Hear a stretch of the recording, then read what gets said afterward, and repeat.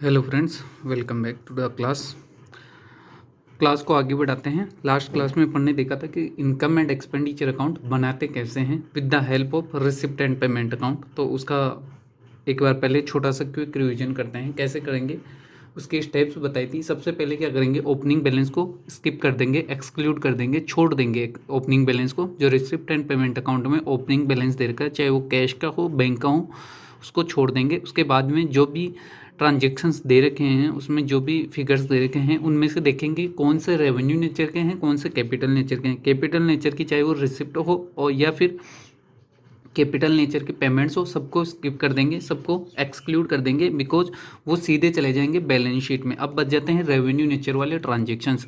तो revenue nature में सबसे पहले पकड़ते हैं रिसिप्ट को। तो वो वाली रिसिप्ट जो करंट फाइनेंशियल ईयर से रिलेटेड है, वो रिसिप्ट जो करंट फाइनेंशियल ईयर से रिलेटेड है, उनको इनकम एंड एक्सपेंडिचर में इनकम साइड में दिखाएंगे। और अगर ऐसी कोई रिसिप्ट है जो प्रिसीडिंग फाइनेंशियल ईयर से या सक्सीडिंग फाइनेंशियल ईयर यानी पीछे के फाइनेंशियल ईयर से या आने वाले फाइनेंशियल ईयर से रिलेटेड है, तो उनको भी अपन स्किप कर देंगे। इसके अलावा ऐसी कोई इनकम जो अर्न तो हो चुकी है, करंट ईयर से रिलेटेड है, अर्न हो चुकी है, लेकिन रिसिप्ट नहीं हुई है, रिसिप्ट नहीं होने की वजह से, रिसीव नहीं होने की वजह से वो रिसिप्ट एंड पेमेंट अकाउंट में कवर नहीं हुई है, तो उसको इनकम एंड एक्सपेंडिचर अकाउंट में ले लेंगे। ये एक एडजस्टमेंट करना होगा, सेम के सेम एडजस्टमेंट पेमेंट साइड होंगे। यानी जो पेमेंट है रेवेन्यू नेचर के, इट मीन्स वो खर्चों की पेमेंट है। और जो खर्चों की पेमेंट है उसमें अगर वो करंट फाइनेंशियल ईयर से रिलेटेड हैं, तो इनकम एंड एक्सपेंडिचर में एक्सपेंडिचर साइड उसको अपन नोट डाउन करेंगे, उसको शामिल करेंगे। और अगर कोई प्रीसीडिंग फाइनेंशियल ईयर या सक्सीडिंग फाइनेंशियल ईयर के रेवेन्यू पेमेंट्स हैं, तो उनको अपन स्किप कर देंगे। इसके अलावा ऐसा कोई पेमेंट जो इस साल का है, इनकर तो हो चुका है, इस साल का है, जैसे मान लीजिए रेंट है, पे नहीं किया है, तो जो रेंट है इस साल का इनकर तो हो चुका है लेकिन पे नहीं किया है, और इस वजह से वो रिसिप्ट एंड पेमेंट अकाउंट में आया भी नहीं है, तो उसको इनकम एंड एक्सपेंडिचर अकाउंट में अपन काउंट करके चलेंगे। और ऐसे करके अपन इनकम एंड एक्सपेंडिचर अकाउंट बनाएंगे। लास्ट में फिर सरप्लस या डेफिसिट जो भी निकल के आएगा वो निकालेंगे, और जो सरप्लस या डेफिसिट होता है वो सीधा जो है P&L से, sorry, income and expenditure account से सीधा बैलेंस शीट में चला जाएगा। वो इनकम एंड एक्सपेंडिचर अकाउंट से सीधा बैलेंस शीट में कैपिटल में जाके क्रेडिट हो जाता है, कैपिटल में जाके ऐड हो जाता है। अब आज अपन देखते हैं कि इनकम एंड एक्सपेंडिचर का पहले तो ये देखेंगे कि फॉर्मेट क्या होने वाला है, उसके बारे में एक छोटा सा फॉर्मेट देख लेते हैं, और उसके बाद में एक रिसिप्ट एंड पेमेंट अकाउंट की मदद से अपन एक income and expenditure account prepare करेंगे। तो इनकम एंड एक्सपेंडिचर का फॉर्मेट क्या आता है, इनकम एंड एक्सपेंडिचर अकाउंट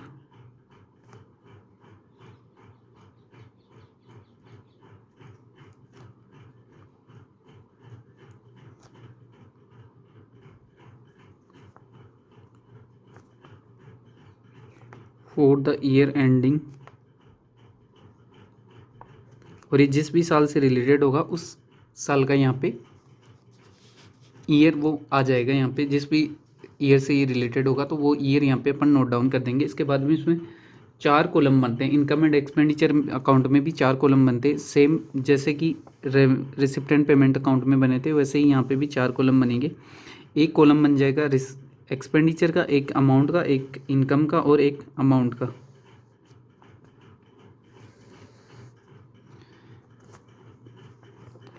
एक कॉलम बनेगा एक्सपेंडिचर्स,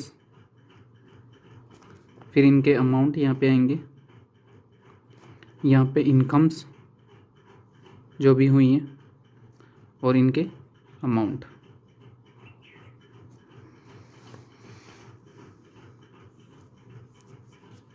देखिए यहाँ पे सबसे पहले जो है रेवेन्यू इनकम्स आ जाएंगी। रेवेन्यू इनकम,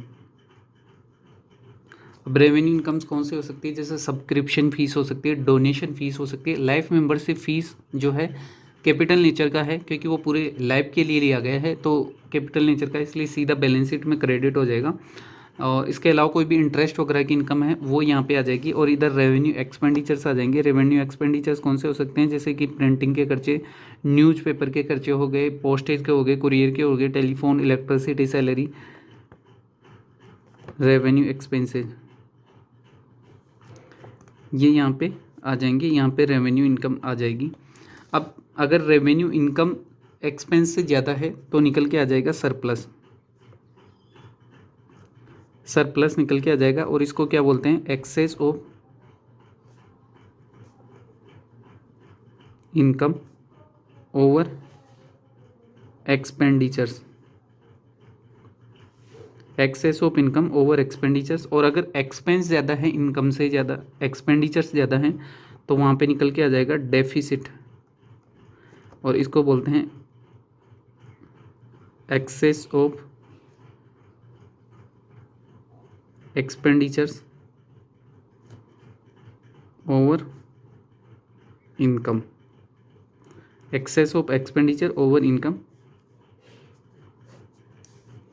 और यहाँ पे लग जाएगा इनका टोटल।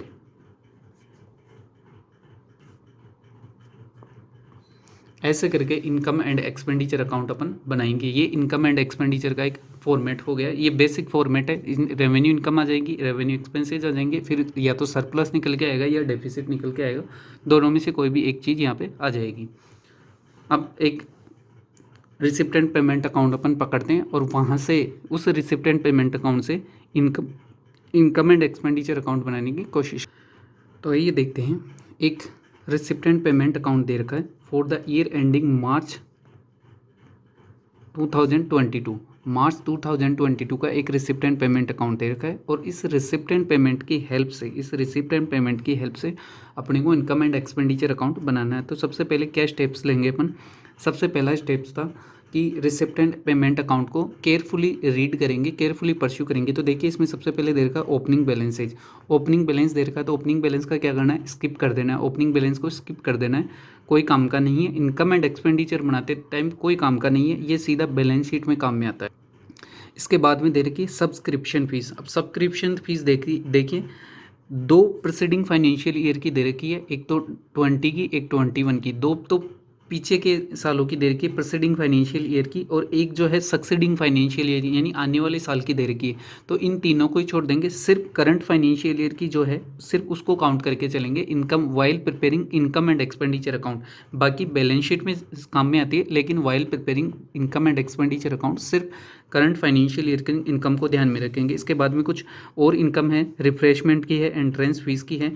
एंट्रेंस फीस जो है एक लाइफ मेंबरशिप फीस के ही तरह ही होती है, entrance fees life membership fees की तरह ही होती है, और ये कैपिटल नेचर की होती है, हमेशा याद रखना ये कैपिटल नेचर की होती है और सीधा बैलेंस शीट के कैपिटल फंड में चली जाएगी, इनकम एंड एक्सपेंडिचर में नहीं आती है। इसके अलावा रिफ्रेशमेंट हो गए, स्पोर्ट्स मटेरियल, स्पोर्ट्स मटेरियल में देखिए जैसे कि बॉल हो गए, बैट हो गए, जो कि डे टू डे लाइफ के हैं और मतलब एक साल में पता नहीं कितनी बार अपन इनको चेंज करते रहते हैं, इसलिए इनको रेवेन्यू नेचर के मानते हैं, और ये रेवेन्यू नेचर के होने की वजह से ये इनकम एंड एक्सपेंडिचर अकाउंट पे काउंट होंगे। इसके अलावा कुछ डोनेशन आया है तो डोनेशन भी यहाँ पे आ जाएगा। अगर हाँ स्पेसिफिक कोई डोनेशन, ये जनरल डोनेशन है, स्पेसिफिक कुछ नहीं लिखा हुआ है, अगर कोई स्पेसिफिक डोनेशन दिया हुआ है वहाँ पे स्पेसिफिक डोनेशन लिखा हुआ है तो सीधा बैलेंस शीट अकाउंट में, ये बैलेंस शीट में जो है सीधा उस स्पेशल फंड के नाम से वहाँ पर जाके क्रेडिट किया जाएगा।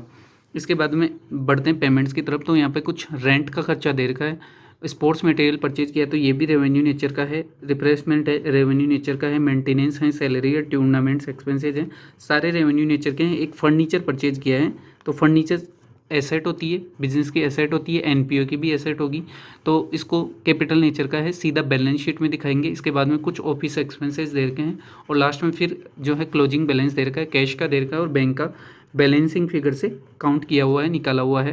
तो कैश के बैलेंस, ये जो क्लोजिंग बैलेंस है कैश का और बैंक का, इसको अपन स्किप कर देंगे, अपन कोई काम का नहीं है, ये सिर्फ बैलेंस शीट का काम का है। इसके अलावा कुछ एडिशनल इन्फॉर्मेशन और दे रखी है, इसके अलावा कुछ एडिशनल इन्फॉर्मेशन है। देखिए रेंट जो है वो रेंट कितना दे रखा था, 3000 रेंट अपन ने पे कर दिया है, लेकिन अभी भी 1000 रुपये स्टिल आउटस्टैंडिंग पड़ा हुआ है, रेंट 1000 रुपये आउटस्टैंडिंग है। कुछ सब्सक्रिप्शन फीस जो है 9000 रुपये की, करंट फाइनेंशियल ईयर की 9000 की आई हुई थी, लेकिन अभी भी 1000 रुपये और आनी बाकी है, जो कि इस साल की है लेकिन आई नहीं है, और आनी बाकी है, तो इसको भी अपन काउंट करेंगे while preparing income and expenditure account. इसके बाद में इनकम ऑन इन्वेस्टमेंट है 6000 रुपये के, तो इसको इनकम एंड एक्सपेंडिचर अकाउंट में काउंट करके चलेंगे। इनकम ऑन इन्वेस्टमेंट है, इनकम है इन्वेस्टमेंट की, जो कि अभी कैश में या बैंक में आई नहीं है, कैश में भी नहीं आई, बैंक में नहीं आई, लेकिन इस साल से रिलेटेड है। 31 मार्च 2022 31 मार्च 2022 की इनकम है, तो इसको इनकम एंड एक्सपेंडिचर में काउंट करेंगे। और कुछ सैलरी का खर्चा भी जो है इस साल की सैलरी है, लेकिन 500 रुपीज़ नोट पेड है, स्टिल नोट पेड है, तो इसको भी काउंट करके चलेंगे। From the above information prepare income and expenditure account. तो अब एक इनकम एंड एक्सपेंडिचर अकाउंट अपन बनाते हैं।